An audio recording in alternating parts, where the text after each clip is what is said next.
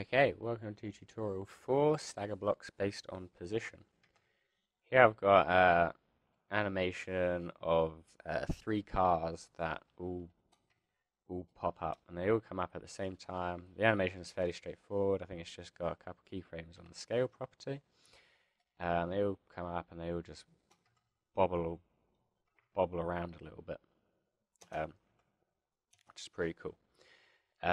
But what I'd really like for them to do is I'd like for them to transform up from the ground as if they're getting built. So it starts with their shadows and then go into the tires and the grills and so on and so forth. What I'm going to do, let's just hide these two for the moment. We'll just focus on the middle one. And so it all comes on at the same time. And what I want it to do is I want it to stagger up from the ground, say, based on its position. So if you go into the settings real quick, I'll just move this to the side. First we've got equal position, same time. We've got position based on bounding box, block direction, and comp direction.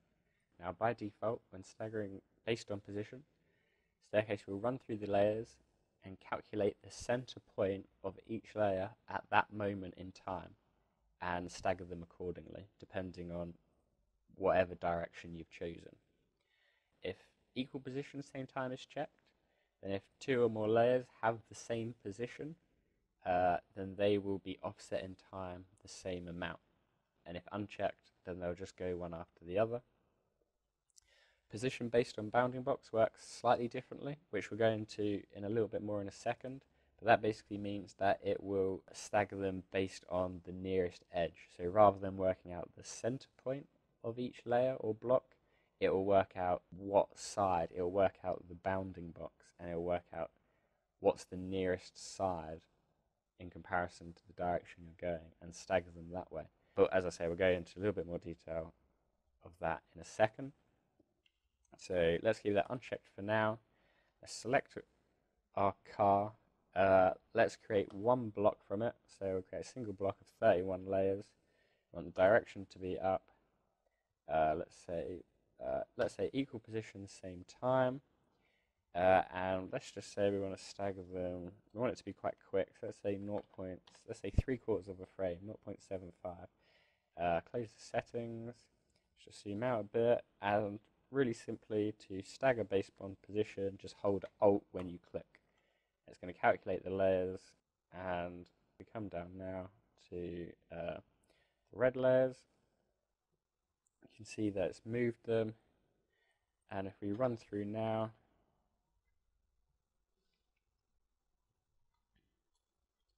there, what it's done is it's staggered all of the layers upwards, and that looks pretty cool. It's got a nice little bounce to it.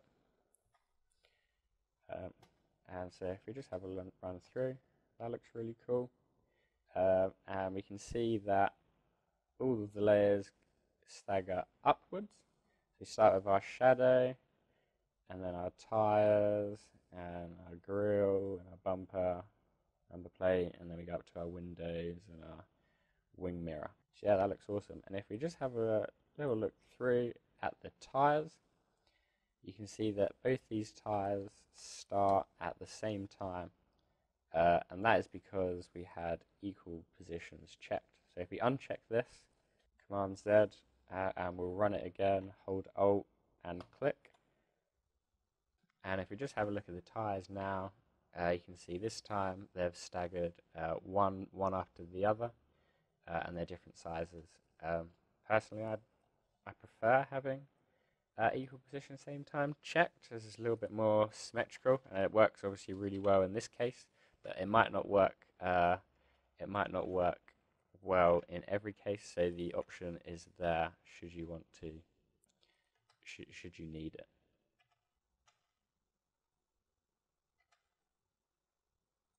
Okay, and what's really great as well is we can combine all of this with our easing. So you could say, actually, you want to create this duration of over, say, 14 frames, 15, maybe 15 frames. And we can select all our layers and hold Alt, click. It's going to quickly run through them, and if we play now, it's a little bit slower. Um, Maybe we made the ease duration just slightly too long, but it's actually eased all our layers based on their position. They're all messed up here because they're just not in the right order. But if we was to put these if we was to put these one after the other, we'd be able to see that ease that we saw in the previous tutorial, which is really cool. So now we've been able to really quickly stagger based on position and even add some easing into that positions-based staggering. Okay, so I'm pretty pleased with how that animates on up. If we wanted to now, let's do this across multiple cars. So let's just bring our other cars back in. So here we've got just under 100 layers, and let's bring them all in. They're all jiggling around.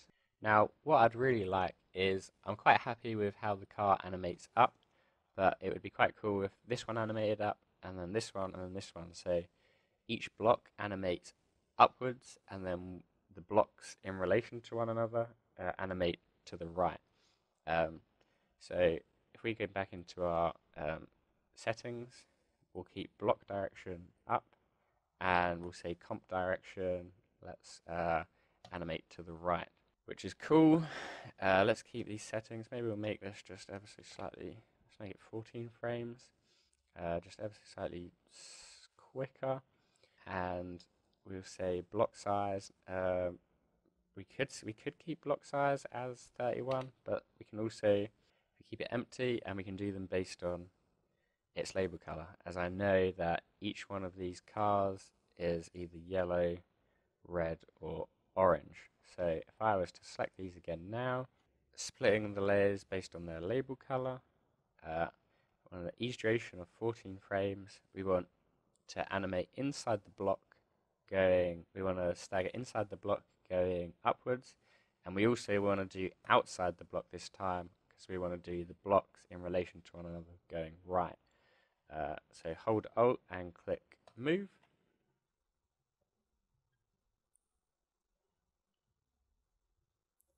It's going to take a little bit longer because there's three times as many layers, and what you can see here, see it's already done, already looking like it's what we wanted. If we just run through, so we get our first car pop up from the left, and then we get our second car pop up, and then we get our third car pop up. So yeah, that looks really nice. Now we've got each car coming up, and then one after the other going in the direction of the right. And this was all just done in a few clicks, and we've got some really cool looking animation. Alright, lastly, I want to show you guys staggering based on bounding box. So at the moment, position based on bounding box is off. So here I've got just another object. It's a tablet. Everything comes on at the same time, similar sort of animation. If I select all of these layers, let's not do easing. Let's just give it like one frame, and we'll just make one gigantic block from it. And this time I would like it to stagger downwards. So I want it to animate, I want it to come on, transition, and build downwards. So to stagger based on position, hold Alt and click. It's just going to run through those layers. Okay, and we just run through it. And what you can see, it's now staggered the layers based on their position going downwards. But what's happened is, because it's done it based on the center of each layer, the header and the parts of the graph and the buttons have actually come on first, when really what we'd like is the border and the base and the actual unit itself to come on first. So this is where position based on bounding box comes in. So if we were to select position based on bounding box, and we've got our block direction down, then rather than working out the center of the layer, which is here, it will work it based on the nearest edge in relation to the direction, so down, and then this would be the first edge. So it'd actually then stagger this layer first, and then parts of the screen, and then the web page, and then the header, and we'd go down like that. So if I just undo this, come back to the beginning again, select all the layers, keep everything else the same. The only difference is by bounding box, hold Alt and click. Now if we were to run through it, you can see that actually the base comes on first, and then everything else below it follows based on its nearest edge.